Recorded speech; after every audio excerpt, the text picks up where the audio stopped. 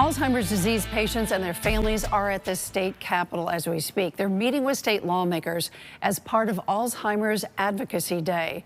News 8's Kent Pierce has more about what they're looking for in this legislative session.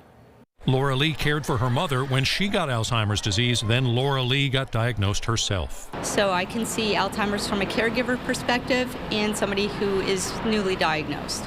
On this Alzheimer's Advocacy Day at the Capitol, it's clear how many people have been affected by the disease and how awful it is. The person eventually loses all ability to care for themselves. You know, in my mother's case, she lost the ability to communicate and to function independently. So it is a very, very, very difficult disease. But there have been major improvements in testing and treatment in recent years. That means a different reality for Alzheimer's patients. Living with Alzheimer's as a possible chronic disease instead of something that people fear. The Alzheimer's Association is looking for some help from lawmakers during this legislative session. They want Connecticut to require insurance companies to cover biomarker testing. That's the first diagnostic step in determining if somebody has the disease. So people don't have to worry about whether or not they can get a test that might diagnose them for Alzheimer's or another form of dementia, or maybe rule them out. Earlier testing can mean earlier treatment, which is what every patient wants.